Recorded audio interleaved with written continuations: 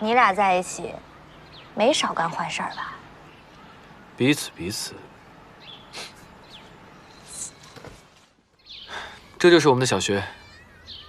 哎，你面前的这片草坪啊，之前就是一自行车棚，所有老师的自行车都停在那边。要是学生被老师批了，我们就悄悄溜进那个棚里边，把老师车胎的气全都给放了。你跟邵振荣小的时候可真够淘的。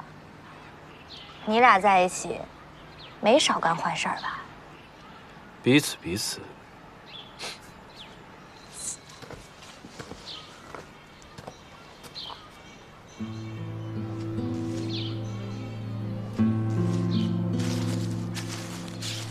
你这是干嘛？挖宝。挖宝？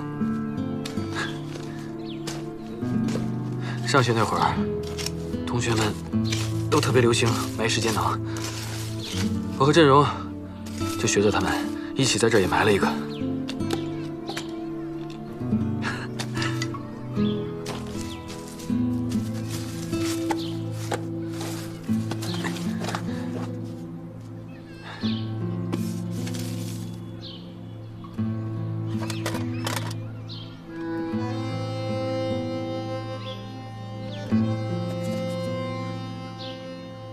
给我吗？这是我跟振荣的回忆，看看吧。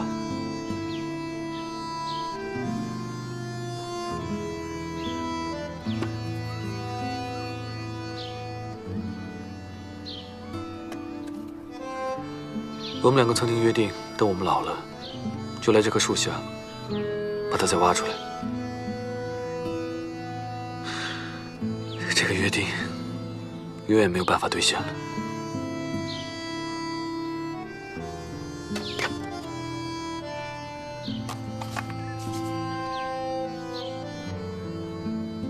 一看你们两个，就是调皮捣蛋的小孩儿。笑什么呢？这是什么？振荣获得的。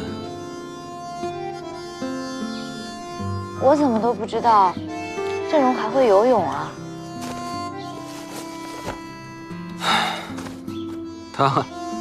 他就一旱鸭子，他根本就不会游泳。那他怎么会游泳，还获得奖牌啊？那他得谢我，一脚给他踹出去的。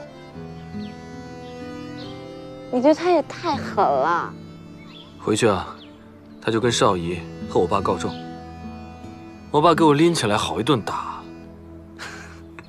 你没看见他当时就躲在我爸身后，你不知道他笑得有多开心。就因为那一脚，那臭小子后来1个月都没有理过我。从那之后，他就不怕水了。半年的时间还进了校队，得了这块奖牌。振荣有你这么个哥，也真够倒霉的。